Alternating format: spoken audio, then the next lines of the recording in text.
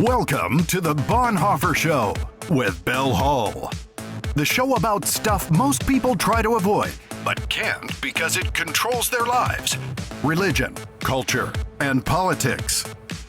Why does Bill Hull host this show? Because he and Bonhoeffer hoisted a few brews together in Berlin. Nope. That never happened. Is it that Bonhoeffer's book, The Cost of Discipleship, both challenged and changed Bill as a young man? Well, yes, that is part of it. But it's primarily because Bonhoeffer called us to a costly discipleship, and there has never been a time when such courage has been more absent or desperately needed than now.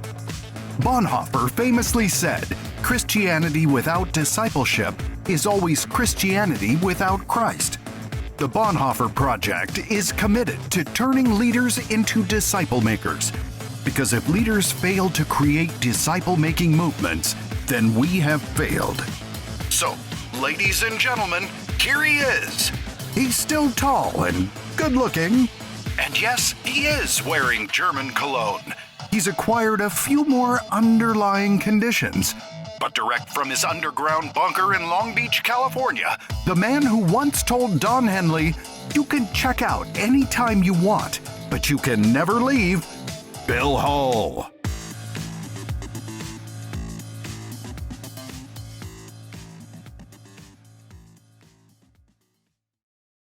Welcome again to the Bonhoeffer Show. This is Bill Hull, and we're glad you're with us today as we continue in our Season 2 series, and we are in the calling out still more idols. There's lots of idols out there, ladies and gentlemen, and so we've been calling out a lot of them. We started off with, of course, this is the whole argument is the Apostle Paul's with respect to what's going on in our society, because what's going on in our society is not new. It went on in the first century. And his particular thesis is that whatever keeps people from knowing God is evil. And he says that's in 2 Corinthians letter in chapter 10, verses 3 through 5. He says we need to take every thought captive to the obedience of Christ. We need to take on and win and destroy every argument that keeps people from knowing God. And then Paul's argument in Romans is that God is angry about something, and what he's angry about is people who suppress the truth and then make up their own version of what a good life is, and they keep people from knowing God. And that if you're going to establish a missionary encounter with the world, as Leslie Newbegin talks about, when you stand up for Christ, when you stand up and speak up instead of shut up and be silent and go back in the church and do whatever you people do in there and that's religious, but don't bring it out here on the street, which I hear this argument, I see it written about every day in one form or another. That is, of course, not what we're called to do.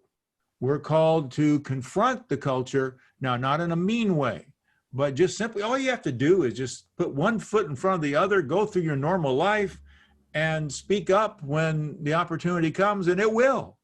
And what happens then, of course, is that there will be conflict.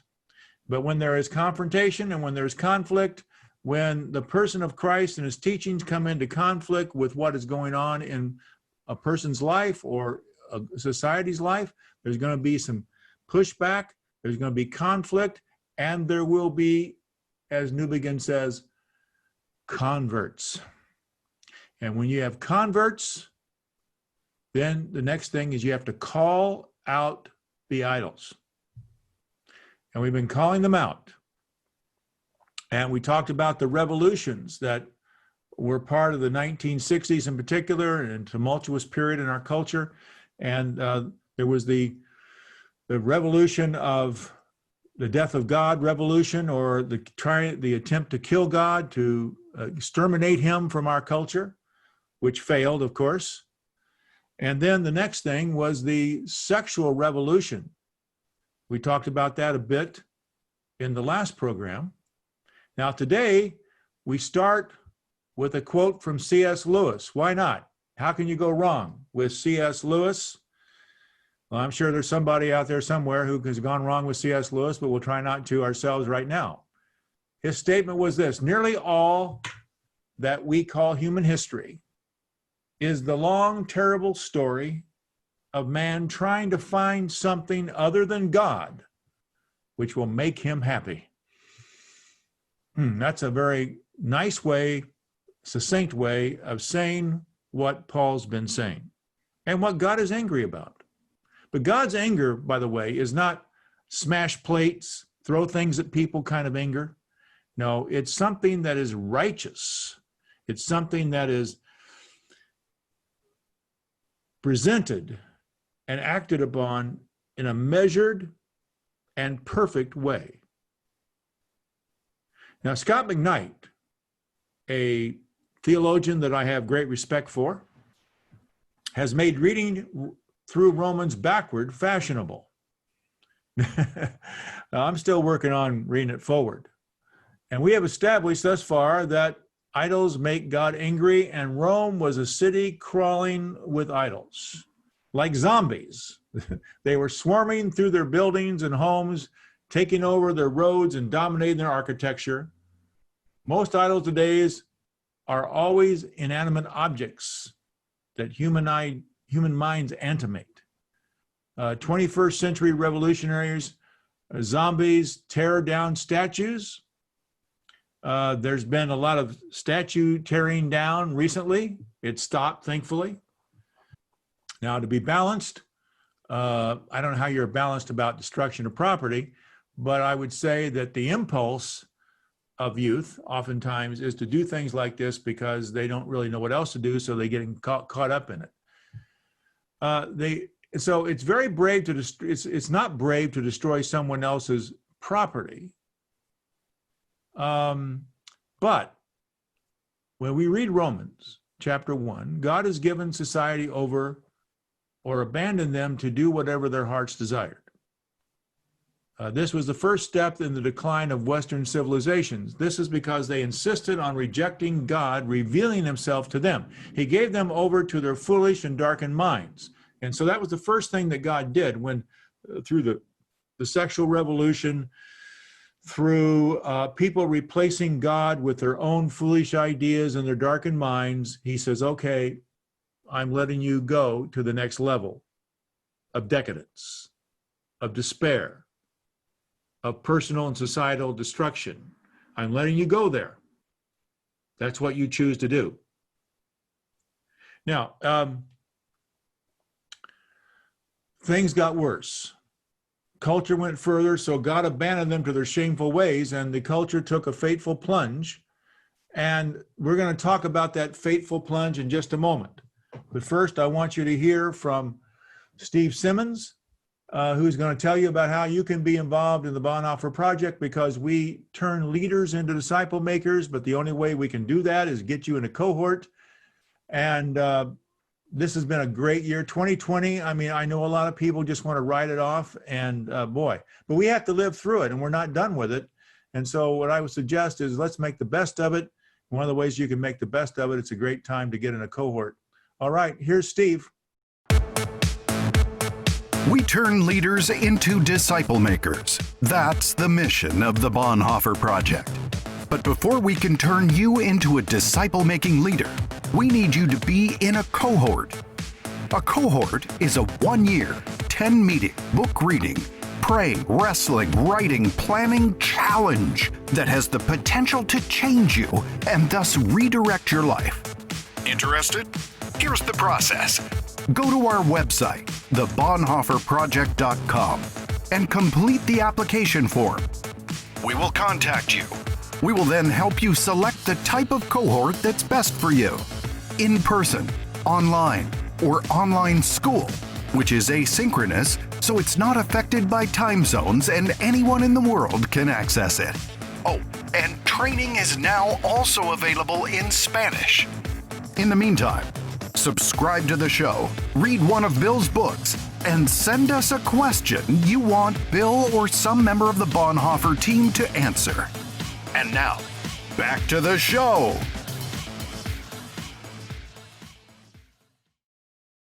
Well, thank you, Steve. Now we get into something that is, I guess you might say, elikiante, or hot. It says in Romans 1:26 and 27, here's what God gave them over to. Even women turn against the natural way to have sex and instead indulge in sex with each other. And the men, instead of having normal sexual relations with women, burned with lust for each other. Men did shameful things with other men.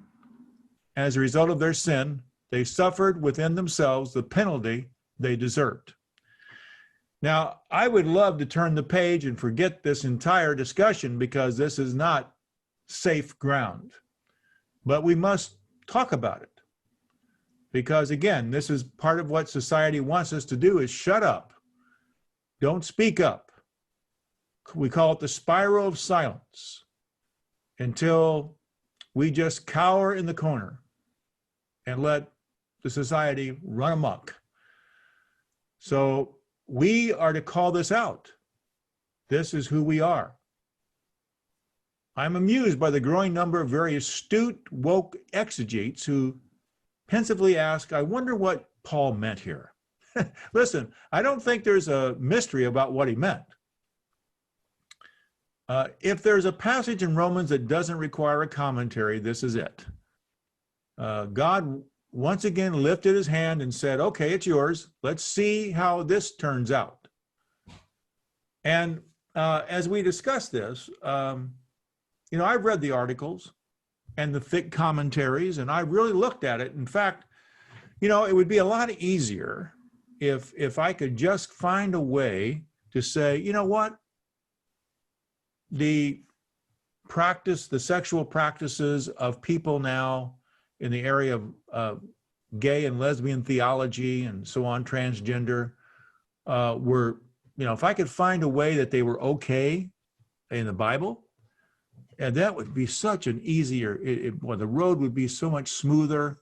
There wouldn't be as much conflict and difficulty. It really wouldn't be. I mean, it would just make life a lot easier for a Christian leader just to be able to not fight that battle. And so in my heart, I would go, wow, I would love that if that could be true. But I don't think it is. I've listened to the debates and I'm aware of the new discoveries that have been unearthed after 2,000 years. It's amazing, isn't it, how many serious students of the Bible find exactly what they're looking for, truths that have been hidden for many years, just in time when society insists they find them. Otherwise, you'll be called bigots, haters, and homophobes. You learn about homosexual love versus homosexual lust. I heard that back in the 1980s for the first time when I used to have a program where I would talk with leaders of particular kinds of philosophies. And there was a brother in Christ, I would call him. He was a pastor of a local gay community. And we talked and we argued. And he told me all about homosexual love versus homosexual lust and homosexual faithfulness in marriage and those kinds of things. We talked about all that. But, and I've read the articles also about homosexual practices in the Roman Empire, the Greco-Roman world, and that really the only problem that people had was if people would abuse boys. But actually, if you read closely, they didn't really have that much problem with that as long as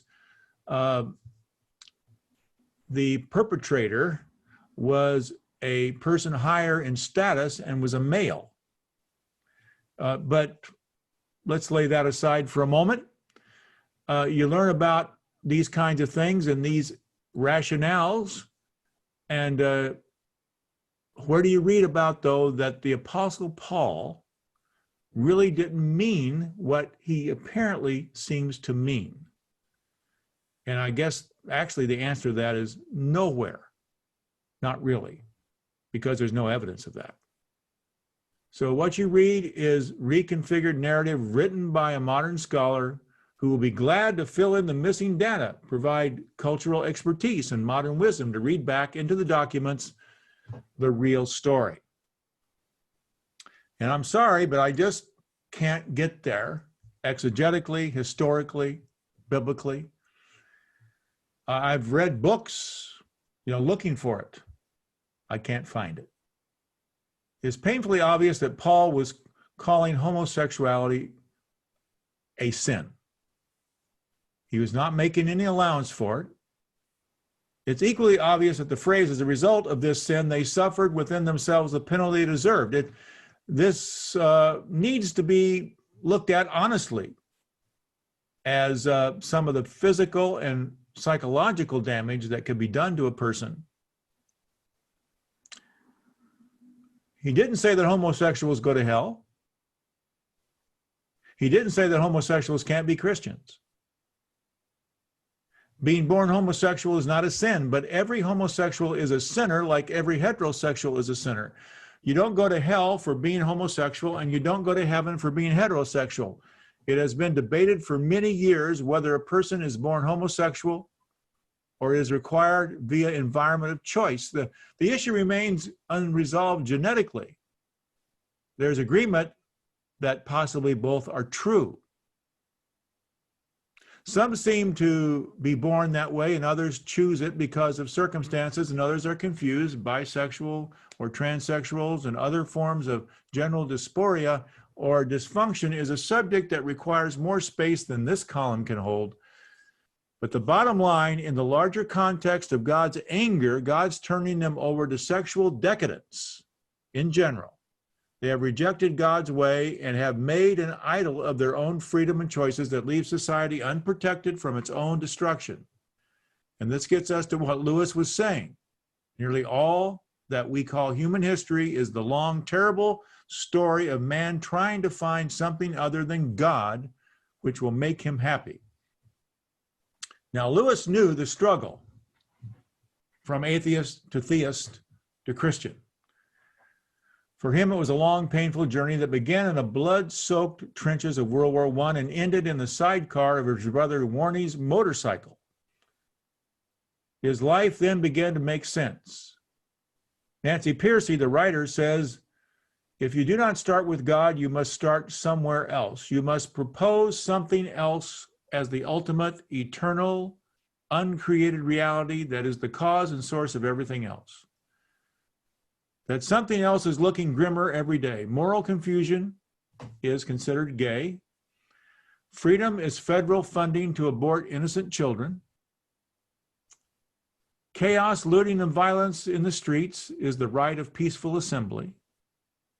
Intellectual honesty is the erasure of history, and then to rewrite it. Freedom of speech is freedom to say what the thought police, the media, and the intellectual elite say it is, or if not, shut up, you're canceled, fired, marginalized, kicked to the curb. Here's what we must do. Find the biggest megaphone you can, get on the highest hill, and shout at the top of your lungs. God visited us in the person of Jesus Christ. Listen to him and do what he says, and you will live. That's what we must do.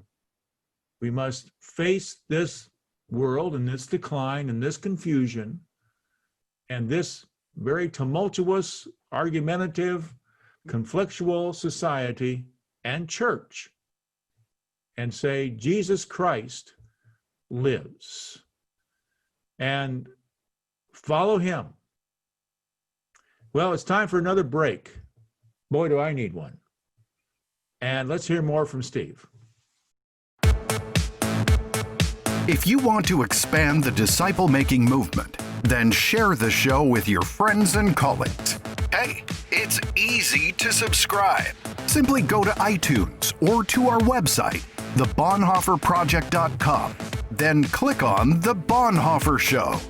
Once you do, we will keep you updated with the Bonhoeffer Project's events, new materials and books, as well as the larger disciple-making movement current news. You can also access previous programs. And be sure to read Bill's weekly column, which is posted on the website. Remember, ask questions. Bill's answers are guaranteed to give you herd immunity, increase your IQ, and cause you to experience waves of euphoria. Well, not really, but his answers are really good. And now, let's get back to the Bonhoeffer Show.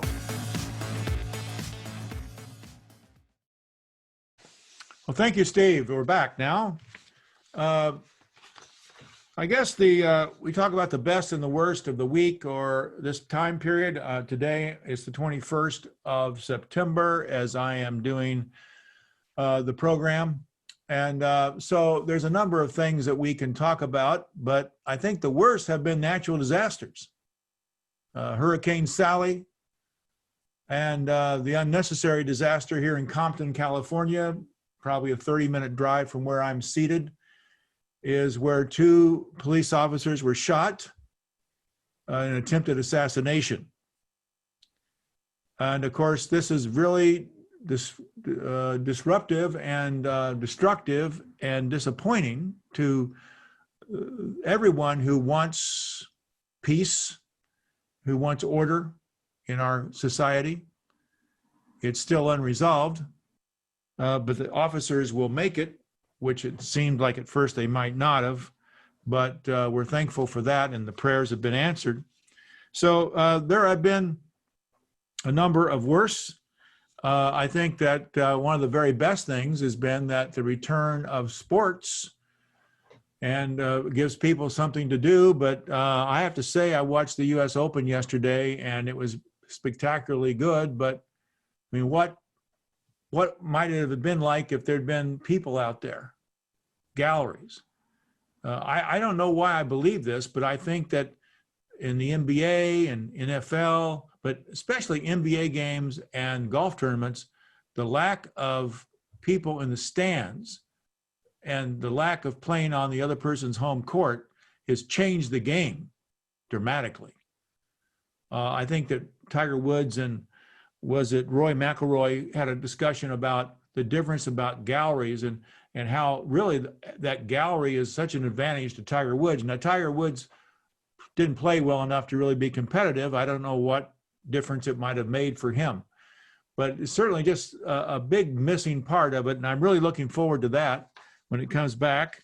I guess LeBron James is upset that he did not get enough votes for most valuable player in the NBA, even though the gentleman from Milwaukee who won it, the Greek Freak, I think they call him, he won it because he really had the best regular season, and that's what it's about, the MVP.